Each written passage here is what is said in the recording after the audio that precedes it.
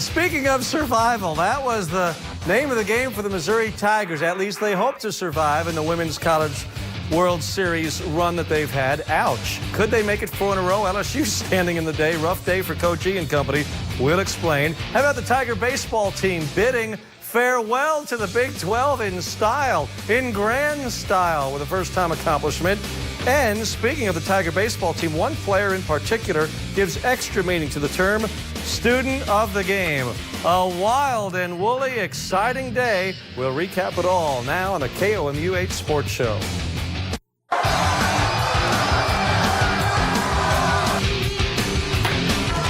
Alley-oop.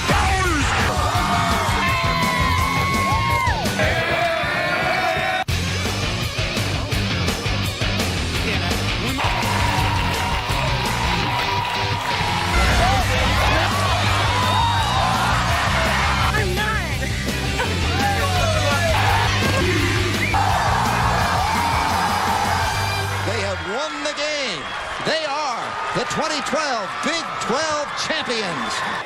Genovese to test Langoni again. No mistake this time. LSU, the Tigers team that could win on the road at College Station and in Columbia to advance to the Women's College World Series. And with that excitement, we say hello. Welcome to the KOMU Sports Show. What a big, busy Sunday. The Mizzou baseball and softball teams playing on big stages. We've got plenty of highlights and post-game reaction from both teams. Ladies first. We begin with the Missouri softball team, hoping to advance to the 4th consecutive Women's College World Series, but had to beat LSU twice. Nice lid. Looked like a big salad bowl to shade that young lady from the sun.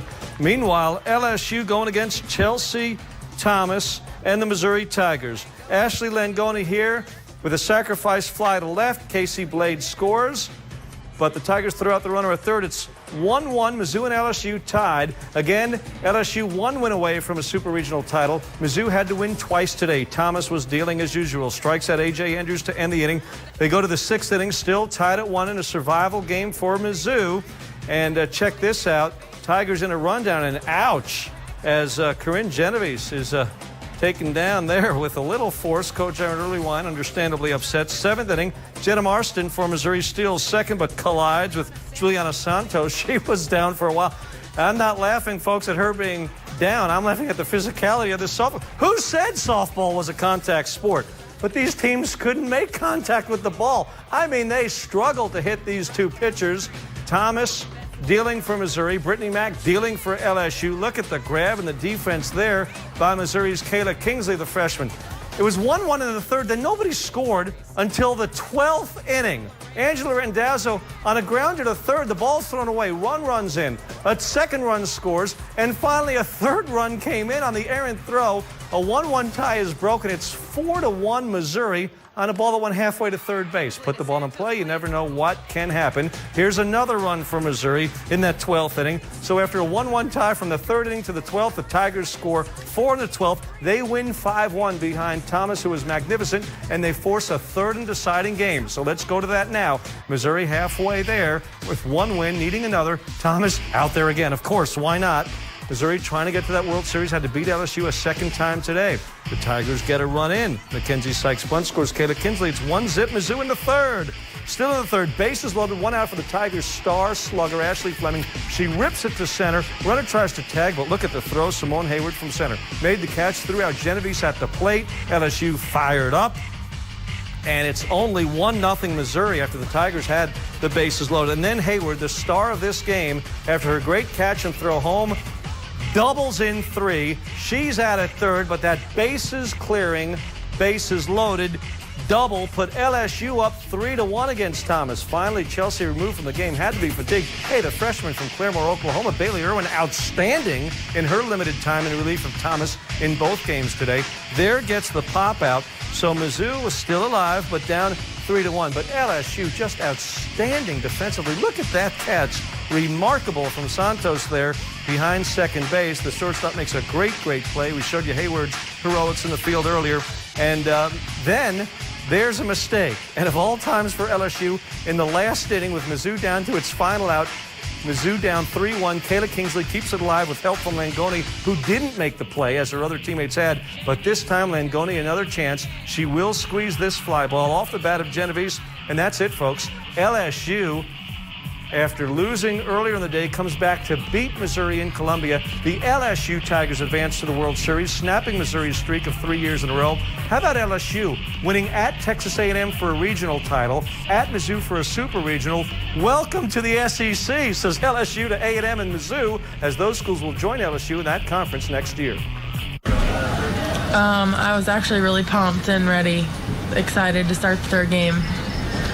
We kind of all talked about if we come out and win the second game, we think we had the third game. And just didn't happen. I think her frustration has nothing to do with the run support. I think her frustration is a result of she has a really, really good relationship with Ashley Fleming. They were roommates together here their freshman year. They were freshmen together. Chelsea redshirted. And they formed quite a bond. And I think it was really hard for her knowing that Ashley wasn't, going to be here anymore. Just knowing that Coach E really took a chance on me because, coming from a small town and hardly anybody else was looking at me really. And just knowing what he's taught me. And I really appreciate it. And, knowing that he never gave up on me my freshman year when I didn't have the year that I wanted. And he just constantly worked with me. And I give him credit for pretty much all of my success. What a season the senior slugger Fleming had. She simply did not have enough help in that lineup, not nearly enough this weekend, especially against great LSU pitching. So here you go, LSU to the Women's College World Series in Oklahoma City. Will start play Thursday against the #1 seed Cal. South Florida will play Oklahoma from the Big 12 Conference. The other 4 teams include a pair of Pac-12 schools squaring off, Arizona State, the defending national champs, against Oregon, and a pair of SEC schools, Tennessee and Alabama, matched up. So the 8 teams to advance to the Women's College World Series, 3 are from the Pac-12, 3 from the SEC, 1 from the Big East in South Florida, and of course 1 from the Big 12, the conference champions, the Oklahoma Sooners. For the second year in a row and the third time in 4 years, the Missouri baseball team played in the Big 12 tournament championship game. The Tigers had never won a Big 12 tournament title. Today they tried again with a shot against the Oklahoma Sooners. OU almost playing a home game in Oklahoma City with the Bricktown ballpark just about 20 miles from the OU campus in Norman. So Coach Tim Jamison, his 18th year on the job, he's led this team to the brink of a Big 12 tourney title so many times. First inning, it looked good for Mizzou. Ben Turner up the middle to drive home 2. Here come the Tigers up to zip, and they weren't done yet. Still in the first, Michael McGraw, a base hit into center. Turner heads home. It's 3-0 in favor of Missouri. The Tigers pushed across another one. They led 4-0 before Oklahoma even batted in this game. Rob Zastryzny, starting for Mizzou, shut out Texas early in this week, at least 8 1/3 shutout innings against the Horns to start the tournament for the Tigers. Gives up this homer. Matt Oberste homers, but OU still down 4-1. 5th inning, it's 4-2, and Dylan Everett drops a single into right center. 2 Tigers score. Mizzou had its 4-1 lead again at 6-2. Still in the 5th, Eric Garcia for the Tigers, the tournament's most outstanding player, just continues to hit. Better than 500 for the tourney. Shot into left there to score one. It's 7-2 Mizzou, but the Sooners rally back again off Dusty Ross. Garrett Carey singles up the middle to drive home 2. Ball game tied at 7. Mizzou had to be thinking, oh no, not again, after leading in the tourney title game multiple times over the years and falling just short. But in the 8th, bases loaded, Dane Opel grounds into a double play, but Blake Brown scores. Mizzou has the lead 8-7. That's the count. Bottom of the 9th, 2 out for OU. Runners at first and second. Check this out. Chase Simpson, base hit to right. Here comes a runner home. The throw from Dane Opel is right there. Turner tags the runner out. The Tigers celebrate a win, 8-7 in thrilling fashion. And actually, folks, they said that ball that was headed to right field hit the base runner between first and second, Caleb Bushyhead. So even if the runner wasn't tagged out at the plate, the game would have gone to Mizzou because the batted ball hit the base runner between first and second. Either way, a thrilling win, and Mizzou Big 12 baseball champs for the first time ever in the Tigers' last game ever in the league.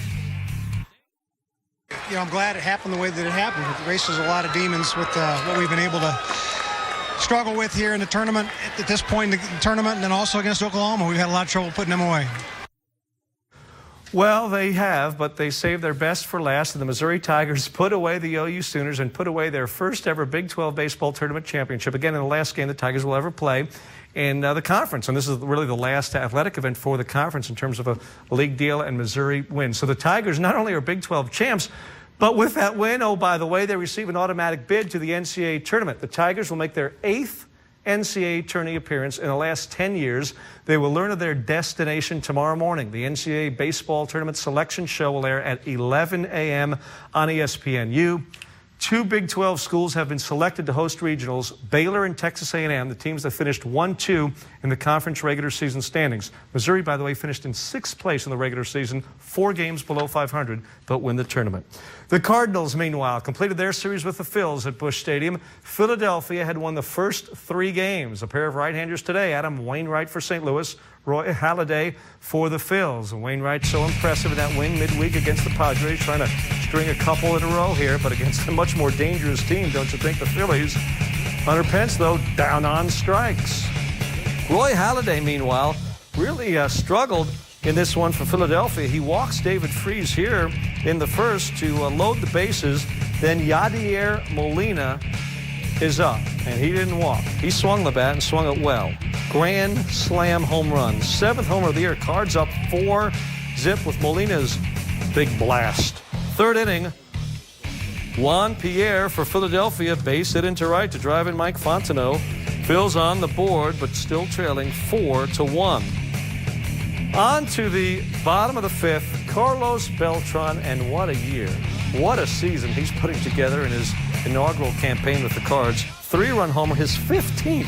Cardinals 7, Phillies 1. Bottom 6, Matt Adams hammers a solo homer, his first home run. Cards up 8-1. They win at 8-3, avoiding a 4-game sweep.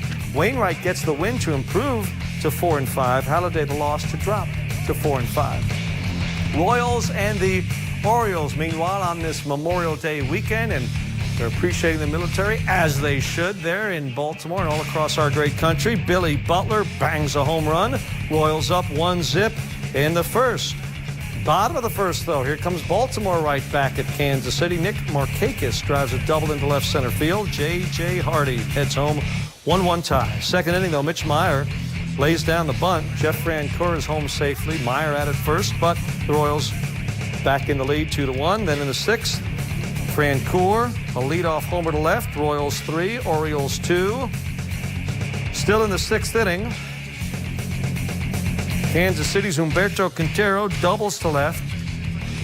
Alcides Escobar rounds, 3rd heads home. It's a close play at the plate. Escobar in safely, though, and the ball does get away. Royals up 4-2. Then in the 9th, Jonathan Broxton gets Markakis on strikes, looking to end it. Royals win it 4-2. Royals win the series 2-1. Columbia's Carl Edwards and the NASCAR Sprint Cup drivers competed in their longest race of the year tonight, the Coca-Cola 600 in Charlotte. B-52 fly over there during the national anthem as pre-race festivities celebrated Memorial Day. On lap 192, Greg Biffle takes the lead from Kyle Busch. Then it's lap 281, Casey Kane overtakes Biffle for the lead. And Kane stays in front, manages to win the 600-mile race in Charlotte. Carl Edwards finished in 9th place. Big day of racing, of course. The Indy 500 as well. Look at the Brickyard in Indianapolis, lap number 80. Marco Andretti in the lead. Mike Conway loses control, slams in the back of Andretti. Both cars head into the wall. With just 2 laps to go, Dario Franchitti has a small lead, but he is able to win, and Dario Franchitti actually wins this race under caution. As you see the spin out there, Franchitti gets his 3rd Indianapolis 500 victory. Folks, we've got a lot more ahead still for you here on the KOMU Sports Show tonight. Fans often forget the student part of the student athlete sometimes when watching these athletes compete. Putting Blumberg off the bench up next, see how a Tiger baseball player really is showing folks just how he can and has excelled in the classroom. This story is next for you on the KOMU 8 Sports Show. Major League Baseball's amateur draft begins June 4th, and a few Mizzou Tigers hope to hear their names called. But in this week's Blumberg Off the Bench, KOMU 8's Eric Blumberg tells how one Tiger player has already had his draft. Andreas Plakis won't only remember his batting average this season, but the pre-med biology major will also remember that he's one of only 3 Big 12 baseball players to have a 4.0 GPA.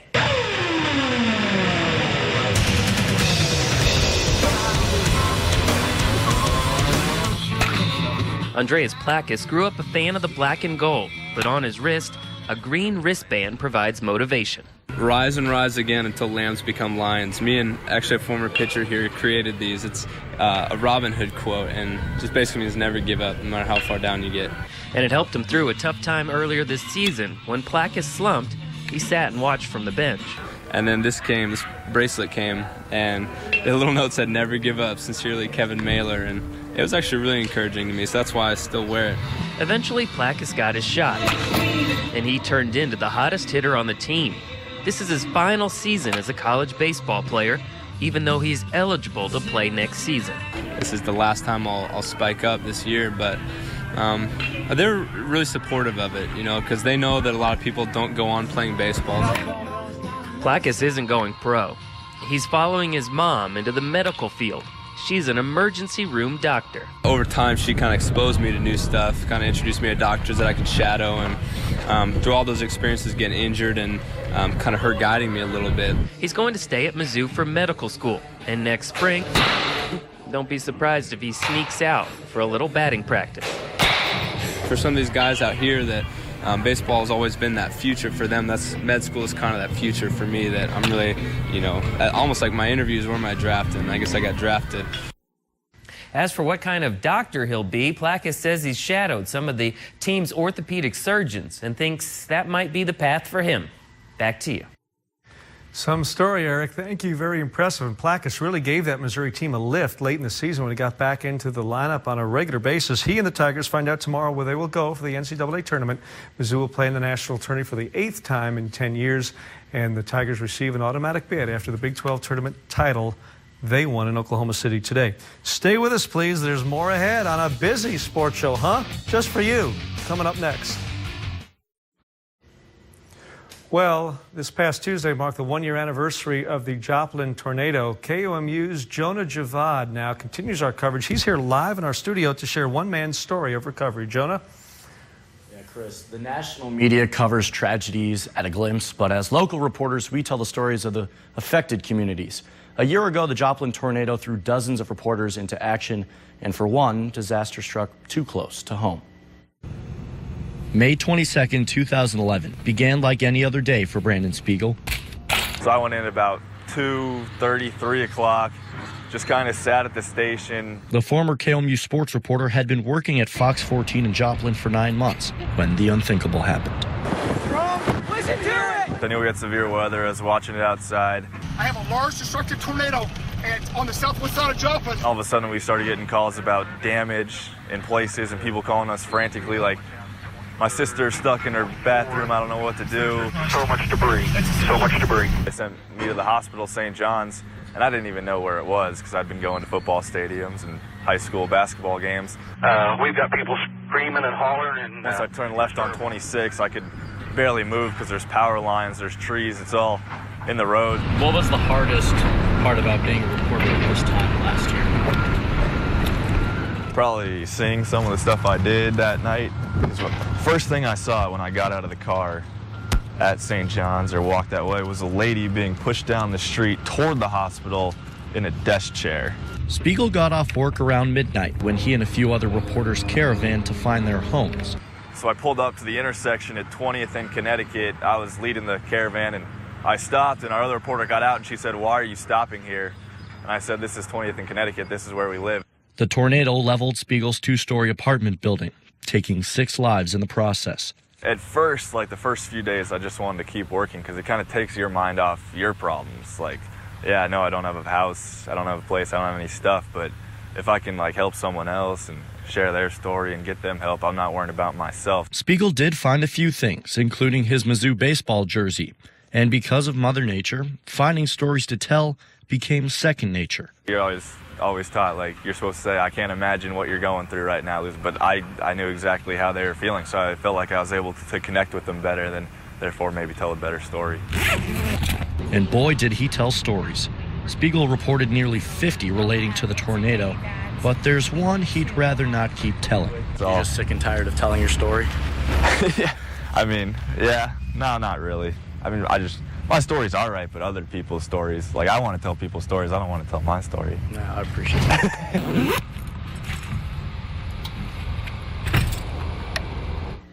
Well, Spiegel was a good sport, and actually just a couple months after the tornado, he became sports director at his station in Joplin, and as you can imagine, he's glad to be covering sports once again. We'll be back. Folks, that is our show for tonight. Thanks for spending part of your holiday weekend with us. Enjoy your Memorial Day.